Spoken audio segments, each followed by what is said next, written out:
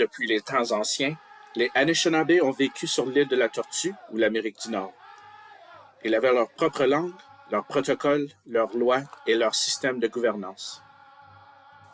Leurs installations et leurs déplacements étaient largement déterminés par les ressources fournies par le Créateur et par les saisons.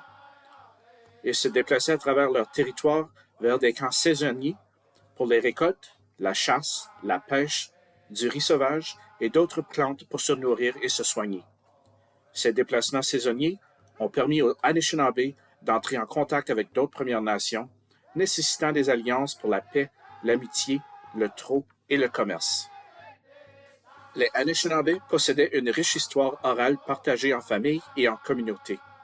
Les cérémonies, les chants, les danses étaient enseignées et ces connaissances étaient partagées. Les Anishinaabe ont également enregistré des événements de différentes façons, comme les peintures sur rochers que l'on peut trouver à différents endroits du territoire.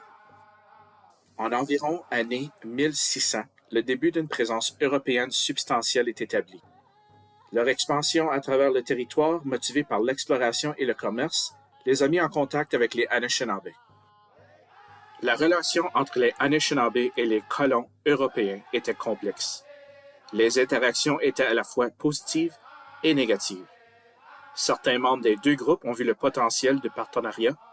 Toutefois, à mesure que de plus en plus de personnes arrivaient en Amérique du Nord, il était devenu clair que certains colons n'avaient aucun intérêt à partager la terre et considéraient les Anishinaabe comme un obstacle à leur plan. Après la guerre de 7 ans, en Amérique du Nord, le roi de l'Angleterre, George III, a émis la proclamation royale de 1763. Ce document a défini les frontières de l'Amérique du Nord et a précisé comment les terres seraient colonisées par les Européens. La proclamation affirmait que les peuples autochtones détenaient des titres sur les terres et qu'il y avait eu de grandes fraudes et abus commis par les colons. Afin de prévenir la fraude et de maintenir l'ordre, la proclamation stipulait que désormais, seule la couronne pouvait acheter des terres ou de négocier des traités avec les peuples autochtones.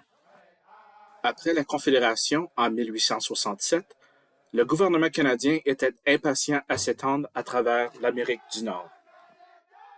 Lorsque la province est entrée dans la Confédération en 1871, cela s'est fait sous condition que le gouvernement du Canada relie l'Est à l'Ouest par chemin de fer.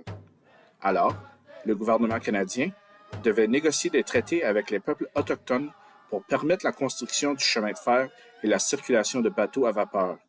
Ces négociations ont commencé en 1871 et ont abouti à ce qu'on appelle les traités numérotés. Il y a 11 traités numérotés.